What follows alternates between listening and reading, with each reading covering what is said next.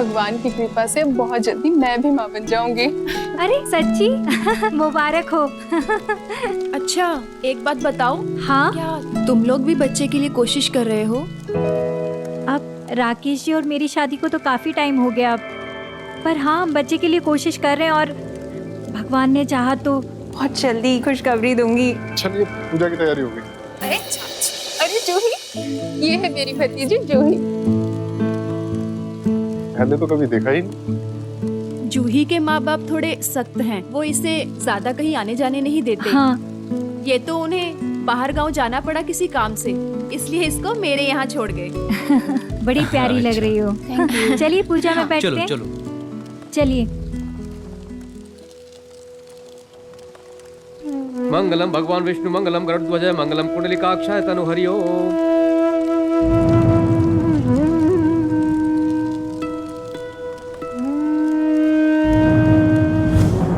अरे बेटा कहाँ लेके जा रही हो? अरे बेटा मत कहिए, मैं बड़ी हो चुकी हूँ। मुझे आपको देख के कुछ कुछ हो रहा है। कुछ कुछ हो रहा है मतलब? मुझे आप अच्छे लगने लगे हैं।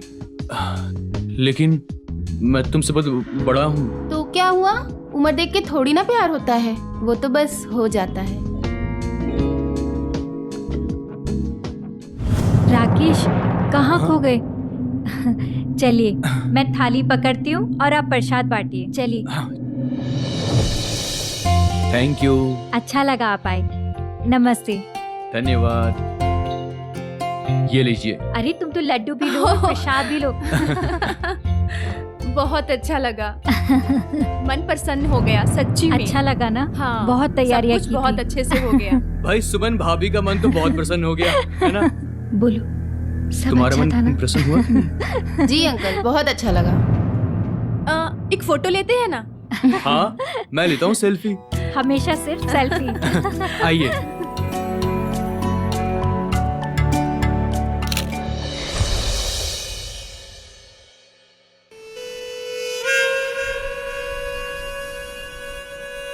राकेश, हाँ सब कुछ कितना अच्छी तरह से पूरा हो गया ना।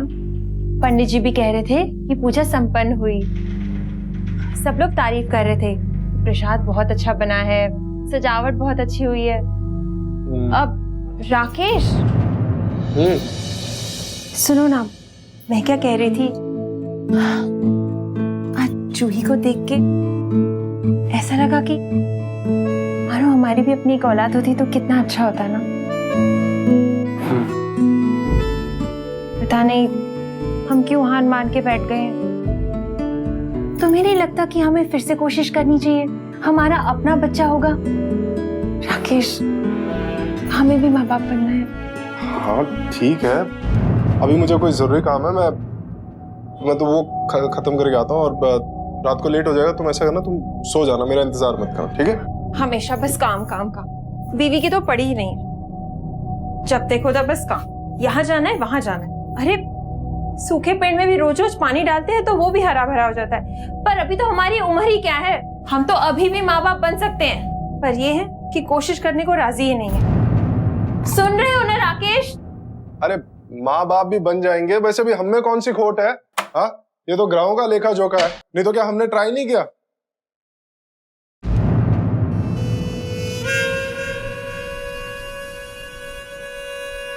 दरवाजा बंद कर लेना, ठीक है? आज भी देर हो जाएगी।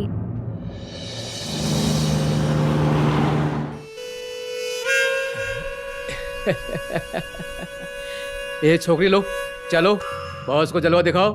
खड़ी हो जाओ, शाबाश। अब बॉस बताएंगे कि किसके साथ समय बिताना है।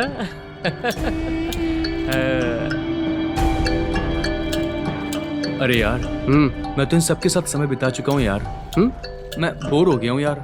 वो बॉस, नहीं समय बिताना है तो मत बिताओ, लेकिन अपना डार्लिंग लोग को बोरिंग मत बोलो। एक के साथ 10-10 बार समय बिताओ, हर बार कुछ अलग ही मजा आएगा। माँ कसम, बहुत मेहनत से ट्रेंड किया है इनको। अरे देखो देखो, जलवे तो देखो इनके, हाय हाय, आग लगा दे। चलो ठीक है, अब समय तो बिताना ही है, तो यही चलेगी फिर आज। अरे वाह बॉस, क्या चॉइस है, पछताओगे नहीं।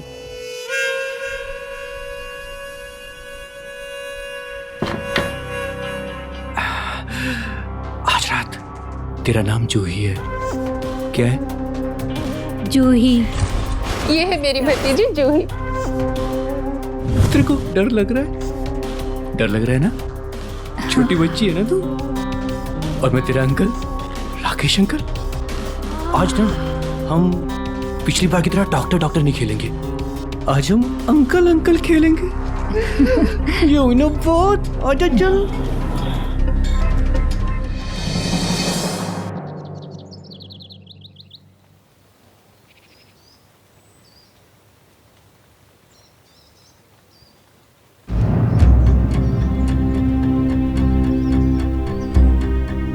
राकेश,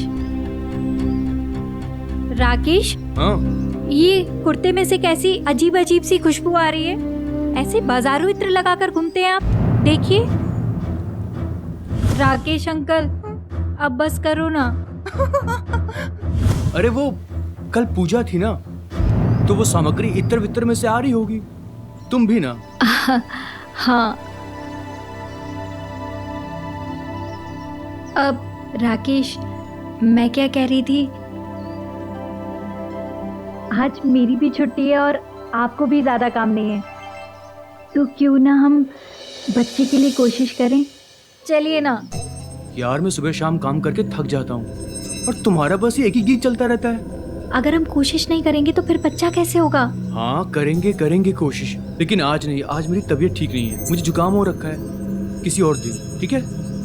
अब पर हमेशा बस काम है, कभी तबीयत खराब है और कभी जुकाम लग गया। जाओ।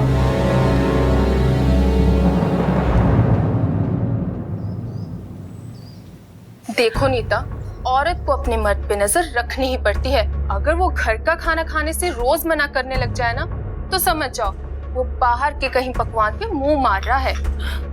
सुमन, मेरे पति बहुत शरीफ हैं, मुझे उन पे पूरा भरोसा है।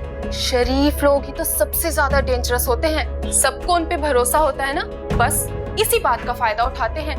ऐसी ऐसी जगह पतंग उड़ाते हैं जहाँ हम सोच भी नहीं सकते। इनके पास तो काम से फुर्सत ही नहीं होती, तो ये सब चीजें। इसे भी तो काम ही कहते हैं।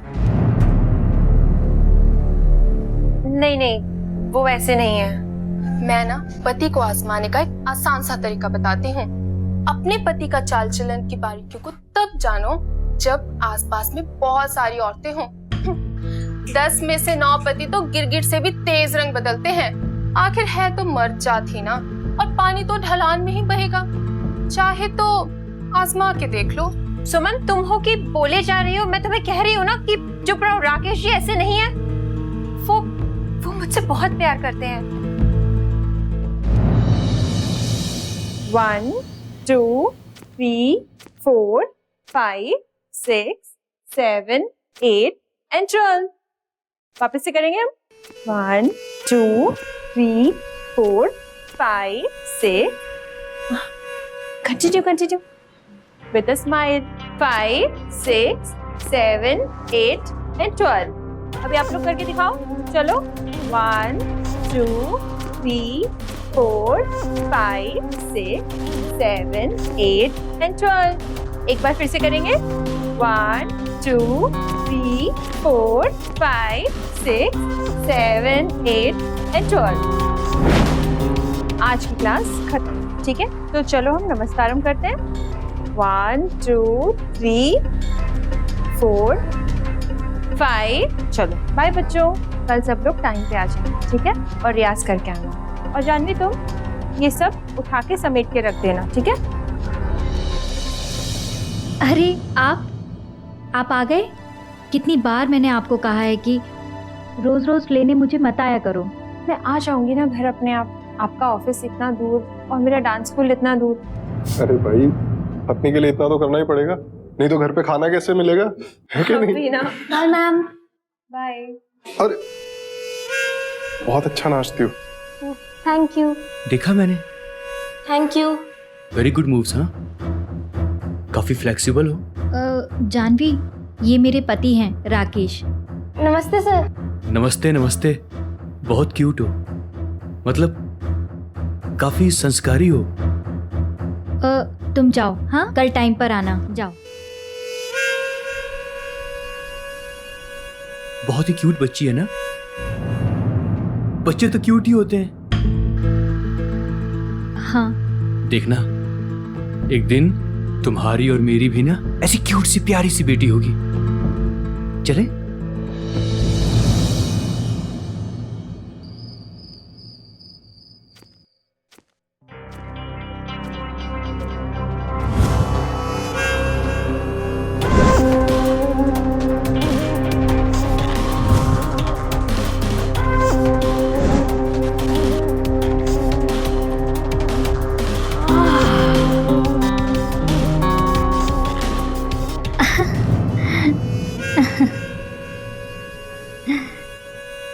जानवी, जानवी, जानवी भी तुम्हारी तरह नाचती है। आज ही देखा मैंने। और पता है, उसे देखकर मुझे लगा कि हमारी भी एक जानवी जैसी प्यारी सी बेटी होनी चाहिए। सच? सच में। तुम्हें चाहिए ना जानवी जैसी एक बेटी? तो आखिर आपने भी मन बना ही लिया, हाँ?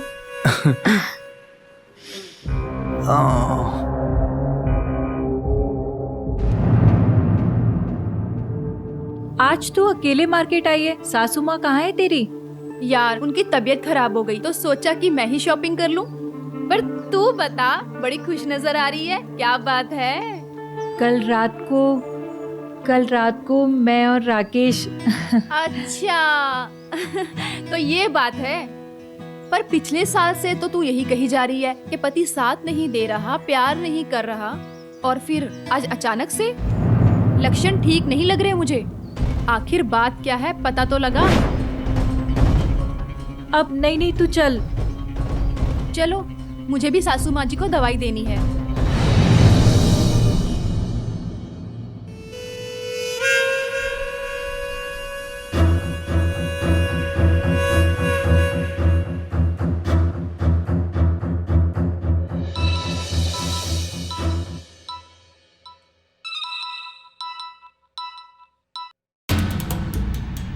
Hello hello. हाँ एक हेलो। हाँ बॉस, हाँ नई पंछी आई है। क्या बात कर रहा है? अरे दूर की है, जल्दी आके देख लो वरना नई पंछी उड़ जाएगी। अरे यार अभी फैमिली के साथ में हूँ, तो उसको उस पंछी को रोक के रख, शाम तक आता हूँ फिर चेक करूँगा। अरे नहीं हो सकता यार, झमेला हो जाएगा। अरे बड़े घाघ लोग हैं इसमें। अरे जितनी जल्दी हो सके उतनी जल्दी आ जाना यार। ठीक है, आ रहा हूँ।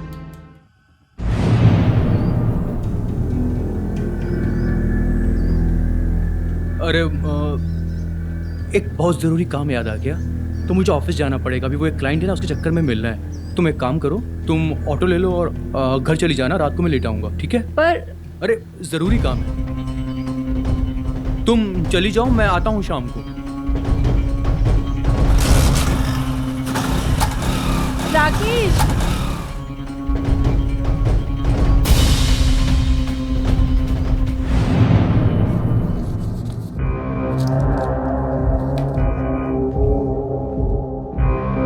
अरे क्या है बॉस, अरे इतने में कुछ नहीं होगा, और 3000 लगेंगे।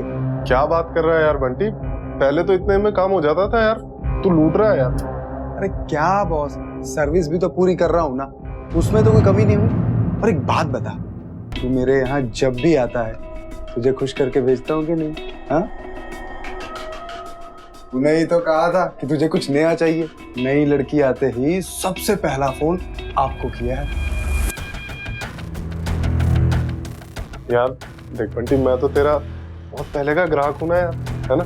तो वो कहते हैं ना, वो फैमिली डॉक्टर होता है ना, वैसे तू मेरा हाँ बोलो बोलो, रुक क्यों गया? बस क्या बॉस, देख भाई, पैसे तो कम होंगे नहीं।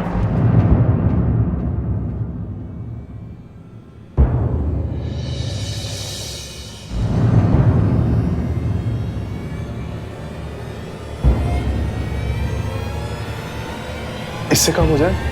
हाँ चलेगी ना। चलेगी?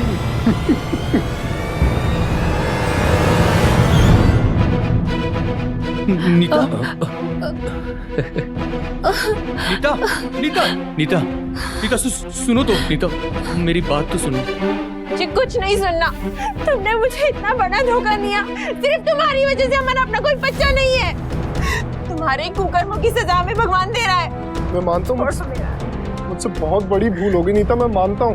तुम्हारी कोई बात नहीं सुननी। नीता मैं मानता हूँ कि मेरी गलती माफ करने लायक नहीं है, लेकिन मैं तुमसे वादा करता हूँ अगर एक बार तुमने मुझे माफ कर दिया ना। मुझे तुम्हारी कोई बात नहीं सुननी। छोड़ो मेरा हाथ। नीता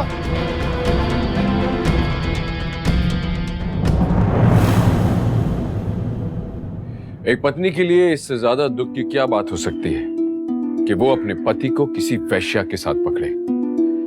राकेश एक चरित्रहीन आदमी था, वैश्याओं का शौकीन था और अपनी काफी कमाई उन पर लुटा डालता था। हैरानी की बात यह थी कि रंगे हाथों पकड़े जाने पर भी वो कुछ खास शर्मिंदा नहीं था। और अगर यही हरकत उसकी पत्नी नीता ने की होती तो सोचिए वो उसके साथ क्या सुलूक करता। क्या वो अपनी पत्नी को दूसरा मौका देता? पुरुष का अहंकार और समाज के कई लोगों का यह नजरिया है कि पति चाहे कितना भी गुमराह हो जाए लेकिन पत्नी के लिए कोई माफी नहीं। लेकिन सच ये है कि विवाह के रिश्ते की मर्यादा तोड़ना पति और पत्नी दोनों के लिए ही एक बराबर गलत कदम है। नीता की मानसिक स्थिति और उसकी घुटन का हम अंदाजा भी नहीं लगा सकते। आखिर नीता क्या फैसला लेने वाली थी? क्या वो राकेश को माफ कर देगी? इस कहानी में आगे क्या होगा, आइए देखिए।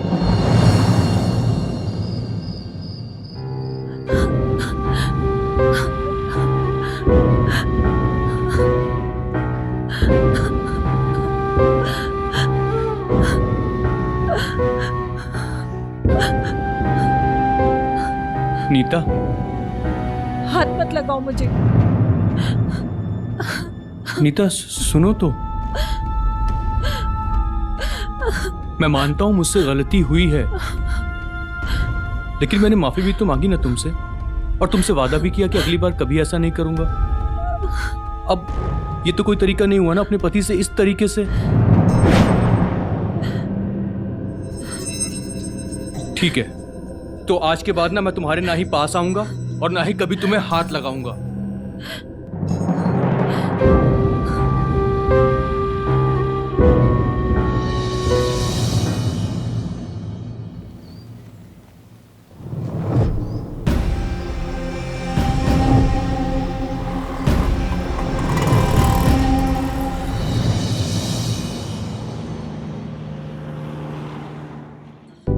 हेलो। नमस्ते। हाय।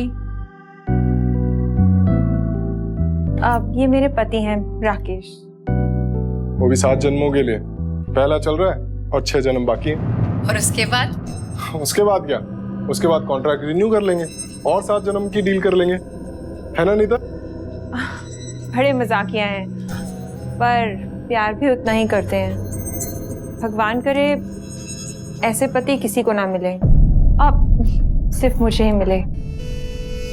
चले? तुम लोग चलो, मैं आता हूँ।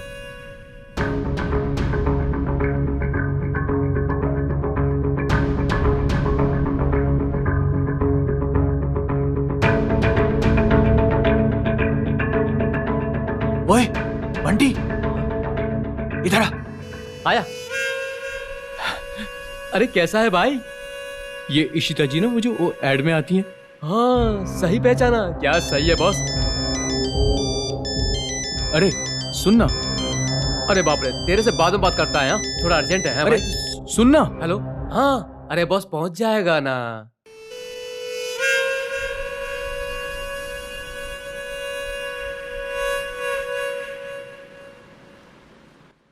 हेलो जी, पहचान लिया मैंने आपको। अब तो कमाल है, मतलब गजब। वो एड में बहुत ही सुंदर लग रही हैं आप। Excuse me. सुनिए तो, ऑटोग्राफ मिल सकता है? पेन है? पेन देना।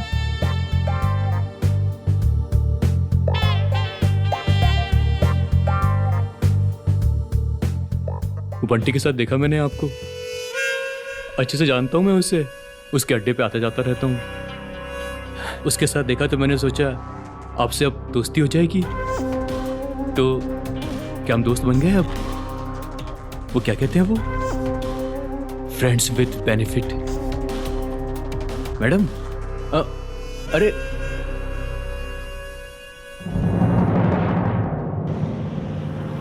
बॉस, आपको ना उस लड़की से खुले में नहीं भिड़ना चाहिए था। अब अरे ये सेलिब्रिटी लोग होते हैं, ये खुले में सिर्फ ऑटोग्राफ देते हैं, बाकी सब काम पर्दे के पीछे।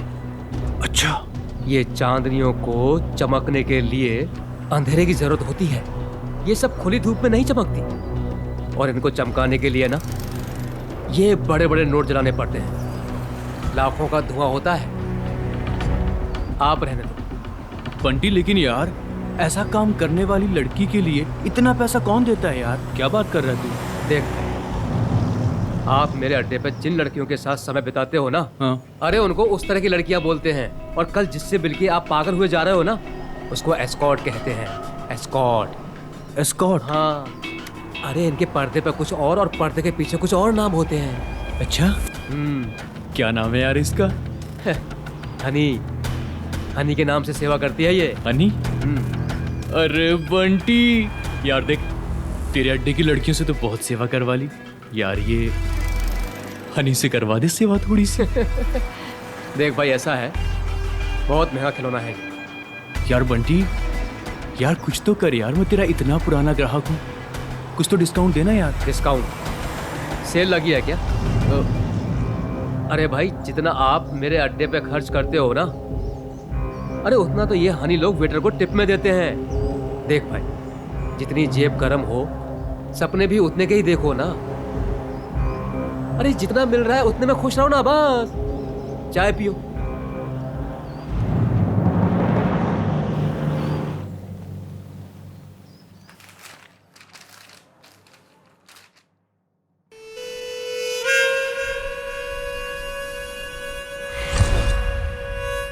राकेश, आपकी चाय।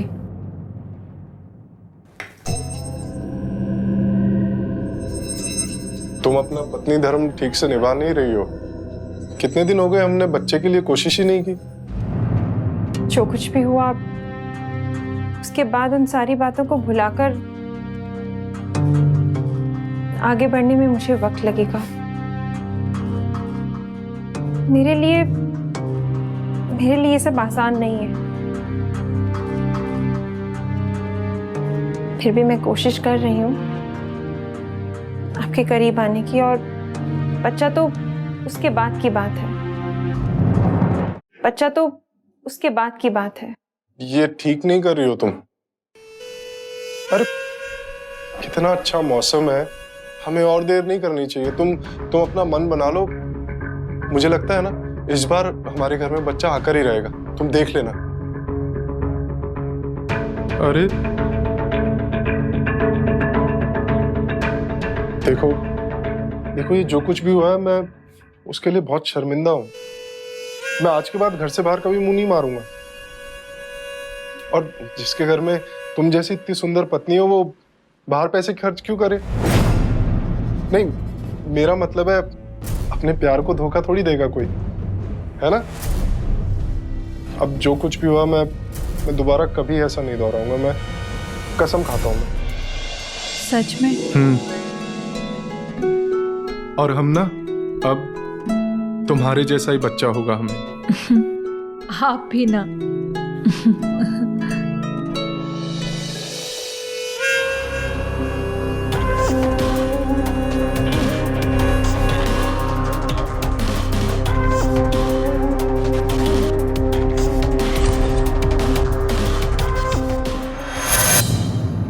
अब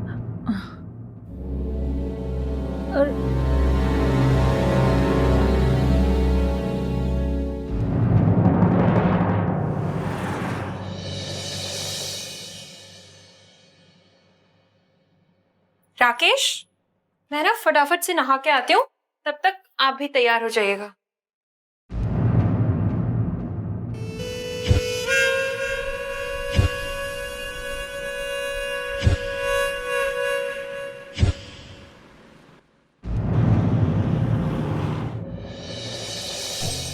अरे ये क्या है भाई? पैसे? अरे हनी 1 घंटे के जितने पैसे चार्ज करती है ना, ये तो उसका आधा भी नहीं है। अरे लोग किलो के भाव में पैसा लेके घूम रहे हैं और सबको एक ही चीज चाहिए, हनी। अरे क्या करें, वो सर्विस ही इतनी जबरदस्त करती है। देख भाई, होश में आ, सुधर जा। अरे हनी तेरी पहुंच से बहुत बाहर है भाई। यार बंटी, मैं इंस्टॉलमेंट में पैसे दे दूंगा यार, 4-5 किस्तों में चुका दूंगा यार। कुछ करना है यार, कुछ करना। अरे यार तू तो अजीब है, सर पे लंगोट बांध के घूम रहा है क्या? अरे आधे पैसे अब देगा, आधे बाद में देगा, तो आधे मजे भी अब ले ले, आधे मजे बाद में ले लेना। अरे इतना ही मन मचल रहा है तो कहीं और जाके समय बिताओ ना। क्या है यार?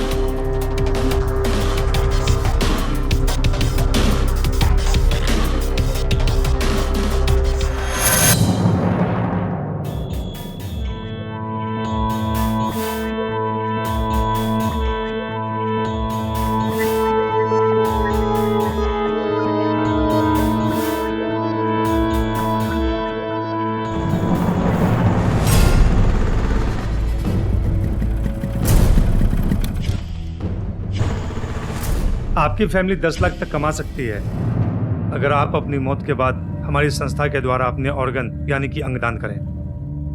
मरने के बाद मैं पैसों का क्या करूंगा? पैसों की जरूरत तो मुझे अभी है। तो फिर आप एक काम कीजिए, आप जीवित रहते ही अपने अंगदान कर दीजिए। अच्छा, ऐसा मैं कर सकता हूँ? बिल्कुल, बहुत से लोग ऐसा करते हैं। हर इंसान की 2 किडनीज होती हैं, जबकि जरूरत हमें सिर्फ एक की होती है। एक किडनी से अपना काम चलाइए और दूसरी बेच डालो।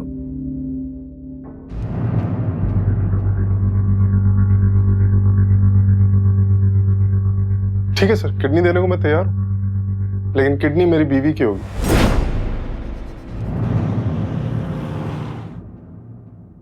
क्या हुआ, इतने उजड़े उजड़े क्यों बैठे हो?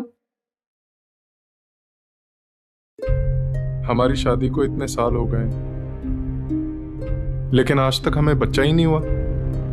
कितनी बार कोशिश कर ली मगर हर बार असफल रहे। इसीलिए आज मैं डॉक्टर के पास गया था। उसने टेस्ट किए और उसने बताया कि मैं कभी बाप नहीं बन सकता। कमी मुझ में ही है। राकेश, हमने अपनी शादी में कितने सारे उतार चढ़ाव देखे हैं ना, क्या क्या नहीं हुआ। हमारी शादी अब उस लेवल को क्रॉस कर चुकी है जहाँ पे एक बच्चा इतना ज़रूरी नहीं है। अब मैं इस कड़वे घूंट को पी के अपनी ज़िंदगी बिता लूँगी कि हमारी अपनी औलाद नहीं है, पर तुम मेरा सहारा बनोगे और मैं तुम्हारा सहारा बनूंगी। बस इसी तरह से हम हंसते खेलते ज़िंदगी बिता देंगे, है ना? लेकिन बच्चे की तो बात कुछ और ही होती है ना। वैसे डॉक्टर ने मुझे ना एक सुझाव दिया कि हम IVF के जरिए ना अपना बच्चा पैदा कर सकते हैं। हाँ, हमारा अपना बच्चा। राकेश, ये नीता की रिपोर्ट्स पेशेंट के साथ मैच करके देख लो जी। अगर मैच नहीं होंगी तो डेटाबेस में चेक करो। किसी ना किसी पेशेंट के साथ तो मैच करेंगी। उसके बाद ट्रांसप्लांट की डेट फिक्स कर दो।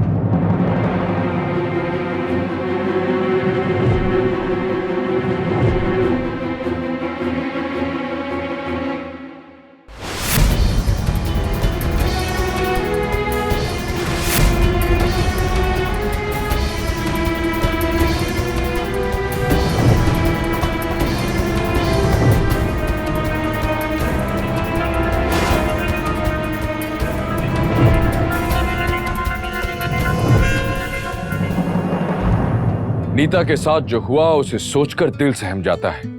और गुस्से की बात यह कि उसे धोखा देने वाला और कोई नहीं, उसका अपना पति था। राकेश ने नीता को मानव अंगों के गैरकानूनी संगठन के हाथों सौंप दिया था और उसकी किडनी निकाल ली गई थी। एक आंकड़े के अनुसार हमारे देश में हर साल लगभग 2 लाख लोगों को किडनी की जरूरत होती है, जिनमें से सिर्फ 3% लोगों को ही किडनी मिल पाती है। डिमांड और सप्लाई के इसी अंतर की वजह से हिंदुस्तान में इलीगल ऑर्गन ट्रांसप्लांट का कारोबार जोरों से चल रहा है। ऐसे लोग हमारे समाज के लिए एक अभिशाप हैं। क्या होगा जब नीता को सच्चाई का पता चलेगा, क्योंकि वो बेचारी तो मां बनने की तैयारी कर रही। अच्छा हुआ सुमन जो तुम आ गई, मैं तुम्हें ही फोन करने वाली थी। जानती हो, राकेश मुझे बहुत अच्छे डॉक्टर के पास ले गए थे। कुछ ही घंटों में उन्होंने मुझे IVF के ट्रीटमेंट के द्वारा गर्भवती बनने का चांस दिया। अच्छा, हाँ। ये तो बहुत ही बड़ी खुशखबरी है। दर्द हो रहा है मुझे, पर बच्चे के लिए ये दर्द तो सह सकती हूँ ना मैं। कब से फोन ट्राई कर रही हूँ पर इनका फोन ही नहीं लग रहा है। पता नहीं कहाँ रह गए। देखो, पतिदेव का नाम लिया और पतिदेव हाजिर। राकेश आपका फोन ट्राई कर रही थी कब से मैं।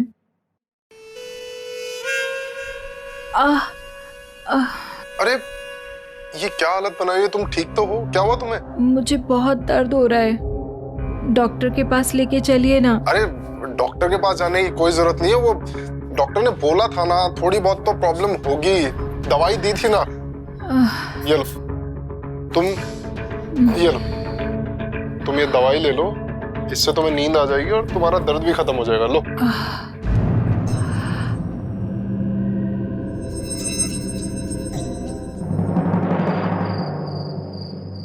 अरे नीता, ये क्या कर रही है? और तेरे पेट का दर्द कैसा है? पेट का दर्द है, जब गोली लेती हूँ तो ठीक लगता है, लेकिन उसके बाद फिर से। तू रुक, मैं तेरे लिए पानी लाती हूँ। नहीं, तुम ना रेस्ट करो। नीता, क्या हुआ? नीता। इतने बड़े ऑपरेशन के बाद लगता है कि आप प्रिकॉशंस लेना भूल गई हैं और पहले से बहुत वीक हो गई हैं। ऑपरेशन के घाव में हल्का सा इन्फेक्शन हुआ है, लेकिन आप फिक्र मत कीजिएगा, 1 आध दिन में आप ठीक हो जाएंगी। पर डॉक्टर साहब, मेरा बच्चा तो ठीक है ना? बच्चा? लेकिन आप तो प्रेग्नेंट ही नहीं है,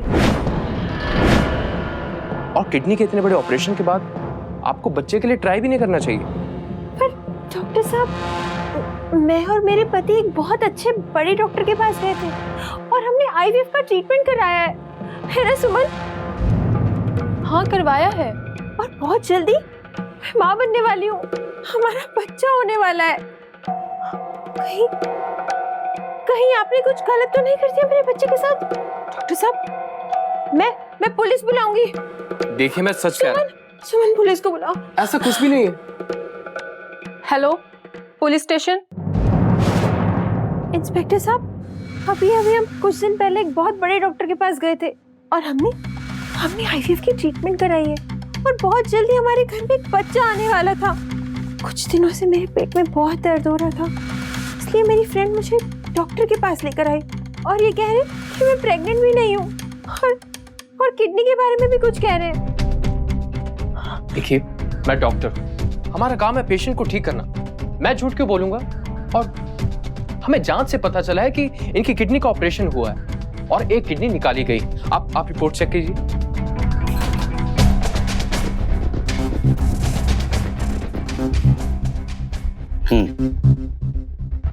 आपके पति कहाँ हैं? इंस्पेक्टर साहब, वो शहर से बाहर गए हैं। मैं उन्हें कब से फोन कर रही हूँ पर उनका फोन ही नहीं लग रहा। ये उनका नंबर है।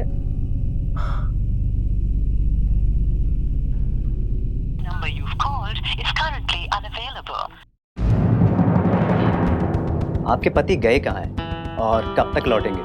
इंस्पेक्टर साहब, मुझे बता के नहीं गए वो ये बात। ओके, उनकी कोई फोटोग्राफ? हाँ, उनकी फोटो। आपने इनकी IVF की ट्रीटमेंट कराई है? नहीं तो नीता के सारे चेकअप के बाद पता चला कि किडनी की प्रॉब्लम है। इनकी एक किडनी पूरी तरह से डैमेज हो चुकी है। उस किडनी की इन्फेक्शन कहीं दूसरी किडनी में ना पहुंच जाए, इसलिए इनकी परमिशन से वो किडनी निकाल दी हमने। झूठ बोल रही हैं आप, मुझे किडनी के बारे में कुछ नहीं बताया गया था। सर, इनके पति को सारी बातें मालूम है। सर ये लोग बहुत बड़े फ्रॉड हैं। अब एक काम कीजिए, आप मेरे पति को बुलाइए, वही आके सब कुछ सच सच बताएंगे। हाँ आप बुलाइए। क्या आप जानते हैं कि आपने इस हॉस्पिटल को अपनी पत्नी की किडनी निकलवाने की परमिशन दी थी? यस सर, वो मैंने अपनी पत्नी की जान बचाने के लिए ऐसा किया था।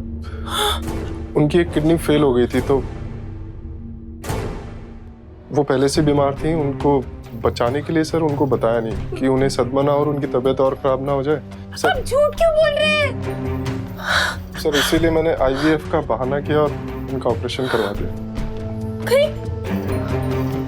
आप सब लोग मिले हुए एक साथ? हाँ। क्यों कर रहे हैं आप ऐसा सब कुछ? नीता क्या हो गया? नीता, ये सब मैंने तुम्हारे लिए किया, तुम्हारी जान बचाने के लिए। तुम मेरी पत्नी और तुम्हारी जान बचाना मेरा फर्ज है। नीता,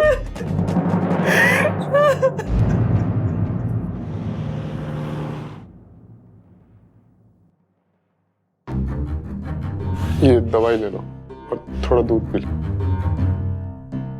मुझे दवाई नहीं चाहिए। तुम क्यों झूठ बोल रहे थे? तुमने ऐसा क्यों कहा कि मुझे किडनी में कोई प्रॉब्लम थी, जबकि मुझे कोई बीमारी नहीं थी किडनी की। मुझे अच्छी तरह से पता है। तुम ऐसा क्यों कर रहे हो? बताओ मुझे। जिसको बचाने के लिए इतना खर्चा किया, इतनी भागदौड़ की, कोई पत्नी मुझ पर शक करती है, मुझ पर विश्वास नहीं करती।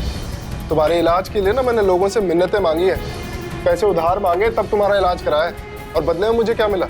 लानत। जब तक इस दाग को अपने सर से मिटा नहीं लूंगा ना, मैं भी सांस नहीं लूंगा।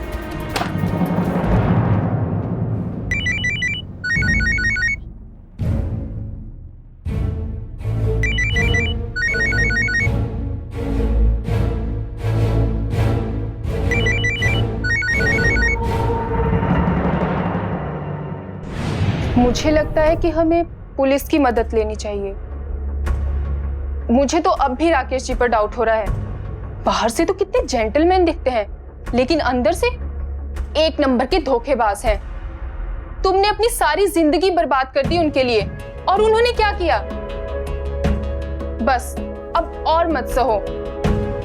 ऐसे पति लोगों की तो ना जूतों से आरती उतारनी चाहिए। आजकल टाइम भी बहुत खराब चल रहा है। सुमन, आपने आज तक मेरी बहुत मदद की है, पर यह मामला हम पति पत्नी के बीच का है और इसे मैं ही सुलझाऊंगी।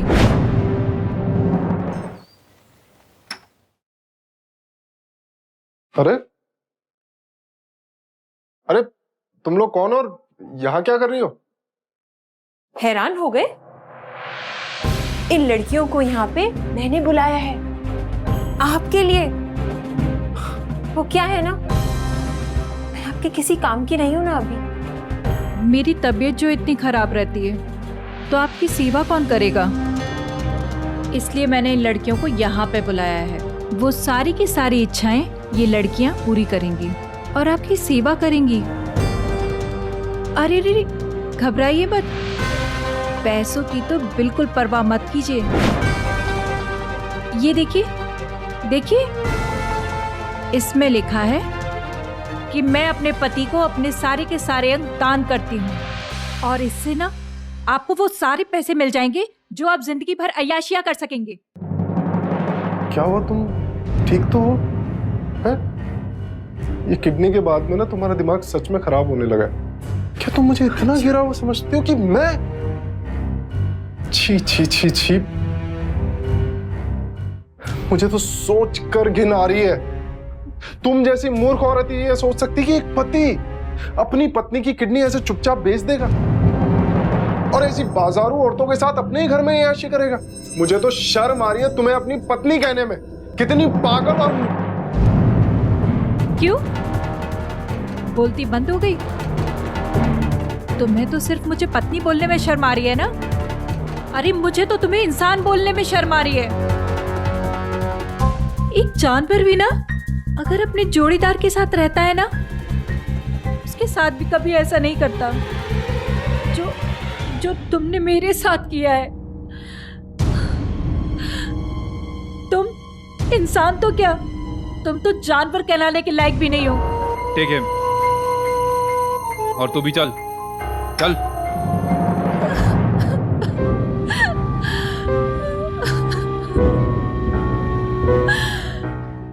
पुलिस इंटरोगेशन के दौरान सख्ती बरतने पर बंटी ने सारा सच उगल दिया और इस ऑर्गन ट्रेड से जुड़े लोगों की सच्चाई सामने आ गई। राकेश को transplantation of human organs act 1994 के सेक्शन 18, 19, 20 और आईपीसी के सेक्शन 415 और 417 के तहत 5 साल की कठोर सजा हुई। वहीं दूसरी ओर श्रीकांत, डॉक्टर सावित्री और वो तमाम लोग जो इस रैकेट से जुड़े थे, उन्हें भी transplantation of human organs act 1994 के सेक्शन 18, 11, 12, 19 और 20 और आईपीसी के सेक्शन 120 बी के तहत 7 साल की कठोर सजा हुई। एक सर्वे के मुताबिक तकरीबन 10,000 लोग हर साल इस धोखे का शिकार होते हैं। उनकी किडनी निकाल के बेच दी जाती है। इस अपराध को रोकने में कानून अपना काम कर रहा है, करता रहेगा, लेकिन हमें सतर्क होना पड़ेगा। अगर जीवन में कभी भी ऑपरेशन या सर्जरी जैसी नौबत आती है तो ऐसे में डॉक्टर, हॉस्पिटल और इस ऑपरेशन की विस्तृत जानकारी जरूर लें। अपने करीबी पे भरोसा करना हमारे जीवन की आवश्यकता है, इसीलिए तो रिश्ते होते हैं, लेकिन सतर्क रहना अति आवश्यक है। आइए मिलकर एक जागरूक समाज बनाएं, एक सतर्क सावधान प्रदेश बनाएं, अपने इस प्रदेश में से अपराध और अपराधियों को निकालकर बाहर फेंक दें। इसी उम्मीद के साथ गौरव चोपड़ा आपसे विदा लेता है। फिर होगी मुलाकात यूपी में जुर्म से जंग की एक और सच्ची घटना के साथ। तब तक देखते रहिए सावधान यूपी, फाइट बैक नाउ।